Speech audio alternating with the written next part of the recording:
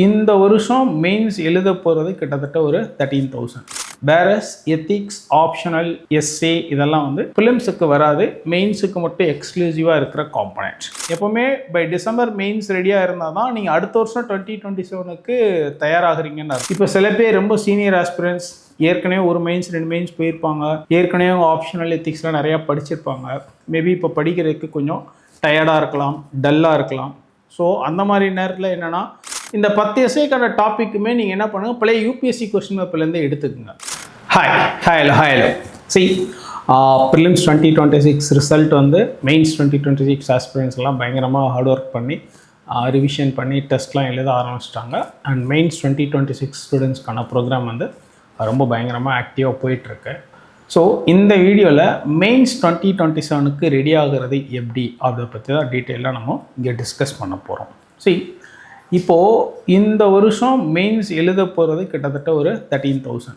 இந்த 13,000ல் 1000 வந்து ஜாப் கிடைச்சிரும், ஃபைனல் லிஸ்ட்டில் வந்துடுவாங்கன்னு வச்சுக்கோங்க அப்ராக்சிமேட்லி.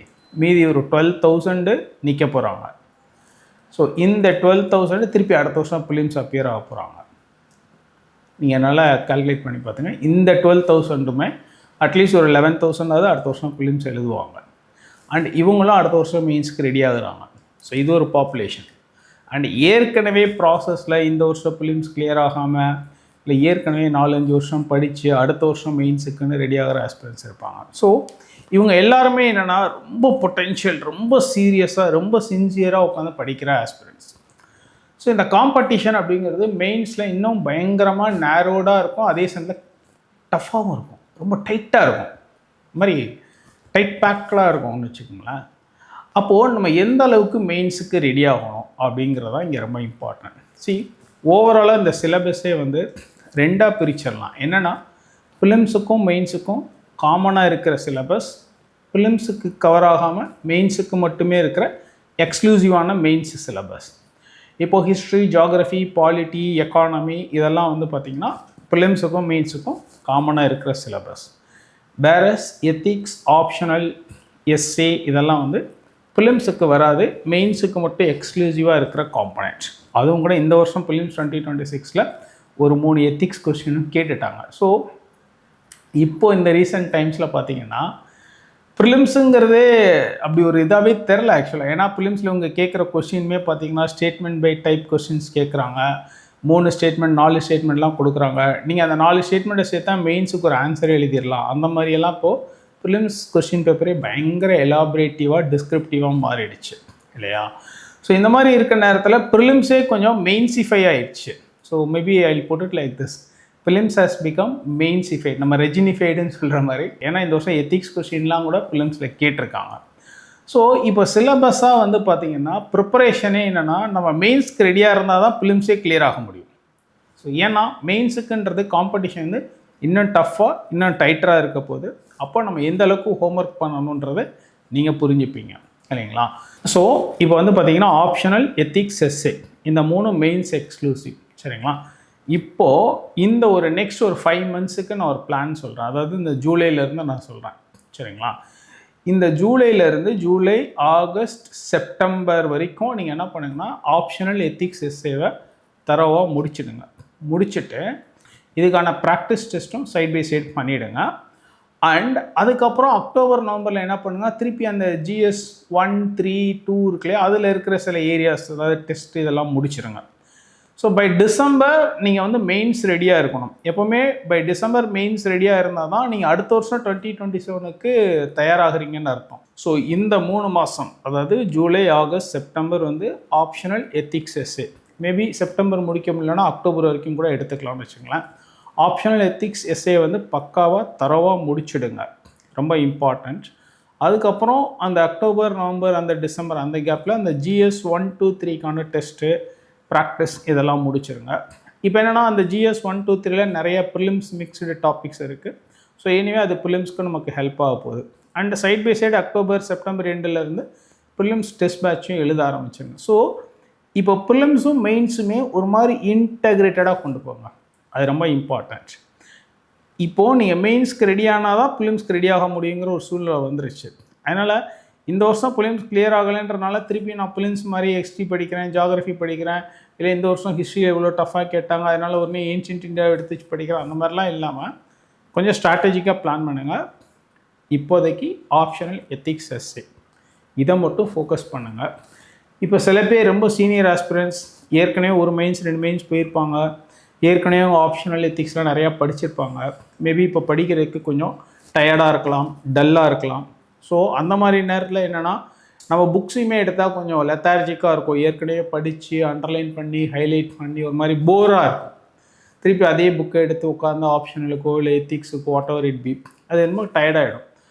இப்போ என்ன பண்ணுங்கன்னா அந்த மாதிரி இருக்கிற ஆஸ்பிரன்ஸ் பழைய கொஸ்டின் பேப்பர்ஸ் ரொம்ப ஸ்பெசிஃபிக்காக லாஸ்ட் ஒரு 10 இயர்ஸ் கொஸ்டின் பேப்பருக்கு கொஸ்டின் ஆன்சராக படித்து எழுதுங்க, பார்த்து படிச்சுட்டு எழுதுங்க, ஒன்றும் தப்பு இல்லை.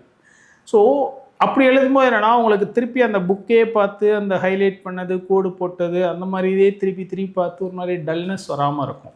ஆனால் ஏதாவது ஒன்று நீங்கள் பண்ணி ஆகணும் with respect to writing practice.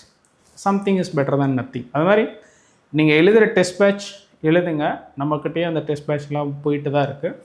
இந்த டெஸ்ட் பேட்ச் இல்லாமல் பிவைக்யூஸ் ஃபுல்லாக ஹோம்ஒர்க் பண்ணுங்கள். லாஸ்ட் 10 இயர்ஸ் பிவைக்யூஸ் ஆப்ஷனல் எத்திக்ஸுக்கு பக்காவாக ஹோம்ஒர்க் பண்ணுங்கள். அண்ட் எவரி 15 டேஸ் ஒரு எஸ்ஸே எழுதுங்க. இதுவும் அகெயின் இம்பார்ட்டன்ட். எவரி 15 டேஸ் ஒரு எஸ்ஸே எழுதுங்க. இதெல்லாம் சைட் பை சைடு நீங்கள் டிசம்பர் வரைக்கும் கொண்டு போகலாம். அதாவது நான் சொன்ன மாதிரி July, August, September optional ethics essay இந்த லைன் வச்சுக்கோங்க, இந்த பைப்லைன் வச்சுக்கோங்க. அப்புறம் செப்டம்பருக்கு அப்புறம் அக்டோபர், நவம்பர், டிசம்பரில் அந்த GS 1, 2, 3க்கான ஏரியாஸு மேபி எஸ்ஸே அதுக்கப்புறம் கூட திருப்பியும் 15 டேஸ் ஒன்ஸ் ஒரு எஸ்ஸே எழுதலாம். ஸோ இப்போ இருந்து நீங்கள் கனெக்ட் பண்ணி பாருங்கள், ஜூலையிலேருந்து மந்த்லி 2 எஸ்ஸே கணக்கு வச்சாலே உங்களுக்கு வந்து ஒரு 14 எஸ்ஸேஸ் ஆகிடும். எப்படி இடையில தீபாவளி, பூஜா அது இதுன்னு கொஞ்சம் விட்டுருவோம். அட்லீஸ்ட் ஒரு 10 எஸ்ஸேவாவது இந்த டிசம்பருக்குள்ளே நீங்கள் எழுதி பார்க்கலாம். இந்த 10 எஸ்ஸேக்கான டாப்பிக்குமே நீங்கள் என்ன பண்ணுங்கள், பழைய UPSC கொஸ்டின் பேப்பர்லேருந்தே எடுத்துக்கோங்க. ஒரு 4-5 டேஸ் வந்து அந்த டாப்பிக்கை பற்றின கண்டென்ட் தேடுங்க.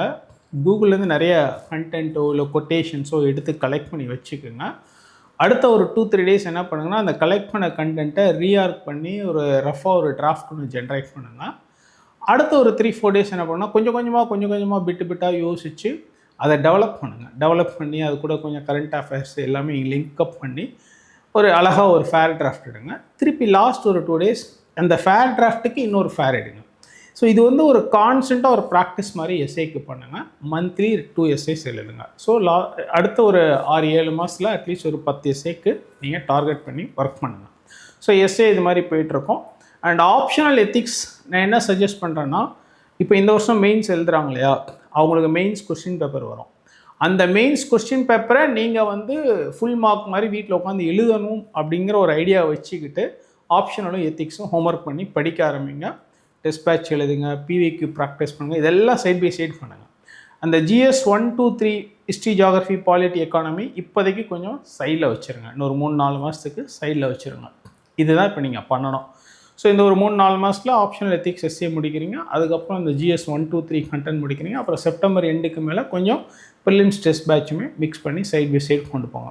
ஸோ இந்த மாதிரி நீங்கள் ஒரு பைப்லைனில் ஒரு விஷயத்தை செட் பண்ணிக்கிட்டு டிசம்பருக்குள்ளே மெயின்ஸுக்கு ரெடி ஆகிடுங்க. நோட் பண்ணிக்கோங்க, ப்ரிலிம்ஸ் ஹேஸ் பிகம் மெயின்ஸிஃபைடு. இப்போ ப்ரிலிம்ஸில் கேட்குற கொஸ்டினே வந்து ஒரு மெயின்ஸ் கொஸ்டினுக்கான ஆன்சரை தூக்கி ப்ரிலிம்ஸில் கொடுக்குறாங்க. 4 ஸ்டேட்மெண்ட் 5 ஸ்டேட்மெண்ட்லாம் கொடுக்க ஆரம்பிச்சாங்க. ஸோ மெயின்ஸ்க்கு பக்காவாக ரெடி ஆகுங்க. ரெடி ஆகிட்டீங்க அப்படின்னா அடுத்து ஜனவரியிலேருந்து அந்த மே இந்த கேப்பில் என்னென்னா ப்ரிலிம்ஸ் டெஸ்ட் பேட்ச் சாலிடாக பண்ணுங்கள், கரண்ட் அஃபேர்ஸ் பண்ணுங்கள். நீங்கள் அதில் படிக்கும்போது என்னென்னா எப்படியும் அந்த GS 1, 2, 3 history, geography, economy, polity அதில் வந்துடும். அதுக்கப்புறம் அந்த ஜனவரிக்கு அப்புறம் என்ன பண்ணுங்கன்னா திருப்பி ஒரு ரவுண்ட் ஆப்ஷனல் பண்ணுங்கள். சைட் பை சைடு ப்ரிலிம்ஸ் போயிட்டுருக்கட்டும், சைட் பை சைட் சின்னதாக ஆப்ஷனல் கொஞ்சம் ஹோம்ஒர்க் பண்ணுறதோ இல்லை PVQ ப்ராக்டிஸ் பண்ணுறதோ இல்லை நீங்கள் எழுதின டெஸ்ட் பேட்ச் பேப்பர்ஸில் இருந்து சரியாக எழுதாத கொஸ்டினை ரிஃப்ரெஷ் பண்ணுறதோ அந்த மாதிரியான சில விஷயங்கள் வந்து side by side January to March வச்சுக்கோங்க. Side by side prelims test பேட்சும் கொண்டு போங்க. ஸோ பை த டைம் நீங்கள் நெக்ஸ்ட்டு மேலே ப்ரிலிம்ஸ் கொடுக்குறீங்க, மே ஜூனில் கொடுக்குறீங்கன்னா முடிச்சுட்டு உடனே வந்து திருப்பி அடுத்த ஒரு final round of test optional ethics SA GS 1, 2, 3 அப்படி நீங்கள் பண்ணிங்கன்னா தான் ஒரு டீசெண்டான rank with decent cut off எடுத்து நீங்கள் நினச்ச மாதிரியான ஒரு சர்வீஸோ இல்லை ஸ்டேட் கேடரோ நீங்கள் வாங்க முடியும். ப்ரிலிம்ஸும் மெயின்ஸும் இன்டகிரேட்டடாக இப்போ இருந்து கொண்டு போனீங்கன்னா தான் மெயின்ஸ் 2027 நீங்கள் நினச்ச ஒரு விஷயத்தை அடைய முடியும். Right? Wish all the very best. Thank you.